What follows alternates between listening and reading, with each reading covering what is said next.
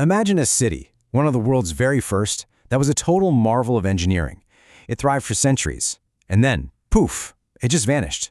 Seriously, for almost 4,000 years it was completely erased from human memory, just buried under dirt and time. Today, we're going to uncover the story of that lost metropolis, the city of Mohenjo-Daro.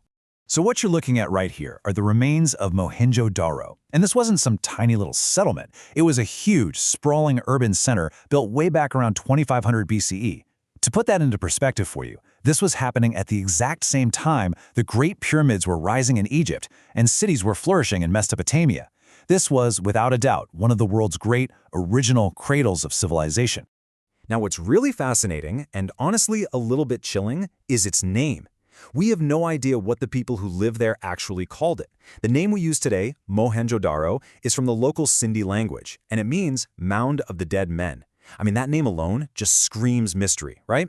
It gets right to the heart of the matter. Why did everyone leave? So, before we get to why it disappeared, you really need to understand just what was lost. This wasn't some primitive village. This place was an ancient urban marvel, engineered with a level of sophistication that is, frankly, mind-boggling for its time. At its absolute peak, archaeologists figure that at least 40,000 people called Mohenjo-Daro home. That was a massive population for the ancient world, easily making it one of the largest and most vibrant cities on the entire planet. And this is where their genius really shines. The city was laid out on a perfect grid plan, with straight streets and buildings made of uniform, fired bricks. Lots of houses were even 2 stories tall. But the truly amazing part? The feature that was light years ahead of its time? A complex system of covered drains for wastewater. I mean, let's be real, many cities in Europe wouldn't see that level of sanitation for another 2,000 years, until the Romans came along. And get this number, over 700. That's how many wells they found there. That works out to roughly 1 well for every 3 houses. This is just unheard of in other ancient civilizations like Egypt or Mesopotamia. It shows this incredible understanding of water management, and, well, it shows a deep commitment to public health and clean water for everybody. Okay, and then you have this. This is probably the city's most iconic structure, the Great Bath. It's this huge, sunken brick pool, just meticulously built and made waterproof with a layer of natural tar. Now, it probably wasn't for swimming laps. Scholars are pretty sure it played a central role in the city's religious life, most likely for ritual purification ceremonies. So, we've seen the incredible engineering of the city itself, but what about the people who lived there? Who were these master planners and builders? Well, the artifacts they left behind give us some pretty tantalizing glimpses into their world. Take a look at this guy. This is one of the most famous objects ever found there, and he's been nicknamed the Priest King. He's only about 7 inches tall, but he has this really serene, powerful vibe. The really fascinating thing is, while the name is catchy, we have zero hard evidence that Mohenjo-Daro was ruled by kings or priests. And that's one of the city's great paradoxes. How do you have such a highly organized society with no palaces, no grand royal tombs, no obvious symbols of a powerful ruler? This guy remains a complete enigma. And then there's her, the dancing girl. This tiny 4-inch-tall bronze statue is an absolute artistic masterpiece. Just look at her confident, almost defiant pose. It's captivating, right? But she's so much more than just a piece of art. Her very existence tells us 2 huge things. First, that these people had mastered complex metalworking techniques.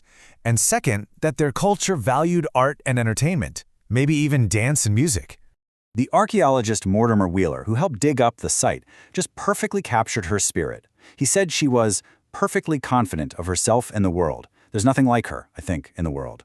It's just amazing how this tiny little artifact can still connect with us so powerfully across 4,000 years. So you have this advanced city, this vibrant culture, and then just silence. And this brings us to the central mystery, a cold case that has been stumping historians and archaeologists for a solid century now. So here it is, the million-dollar question. After flourishing for hundreds and hundreds of years, why was this amazing city, home to 40,000 people, just suddenly abandoned? Around 1700 BCE, the entire Indus Valley civilization just seems to collapse, and its great cities fall silent. What on earth could have happened? Well, there are 2 leading theories. The first is a sudden, massive catastrophe. We know the city flooded a bunch of times, so maybe there was one final, devastating superflood from the Indus River that just wiped it off the map, burying it in mud. But the second theory points to something more gradual, a kind of death by 1,000 cuts. A slow-motion collapse caused by repeated smaller floods, combined with the people slowly but surely exhausting their environment, until the land just couldn't support them anymore. But the story doesn't end there. After being lost for millennia, this city was rediscovered in the 1920s. And now, in a really cruel twist of irony, this city that vanished once is actually at risk of disappearing all over again. This timeline really puts the stakes into sharp focus. It was abandoned around 1700 BCE, lay dormant for 3,700 years, and was then rediscovered. In 1980, it was recognized as a UNESCO World Heritage Site. But just a few years ago, experts started warning that without immediate and drastic help, the entire site could be gone by 2030. And the threats today are just relentless. You've got salty groundwater seeping into the ancient bricks, basically making them crumble from the foundations up. The exposed walls are being worn away by wind and rain, and even some of the past restoration efforts, done with the best of intentions, actually ended up causing more damage. The ghost of this city is fading, and it's fading fast. This image just shows you how fragile it all is. These aren't just bricks and mud.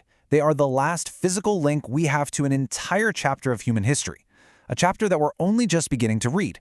Every single crumbling wall is a page of that story turning to dust, and protecting it is a monumental challenge. And that leaves us with this final, urgent question. The people of Mohenjo-Daro left behind no grand tombs for kings, no massive temples to gods we can name, and a written language we still can't read. All we really have is the ghost of their city, so how do we make sure we don't lose it for a second and final time?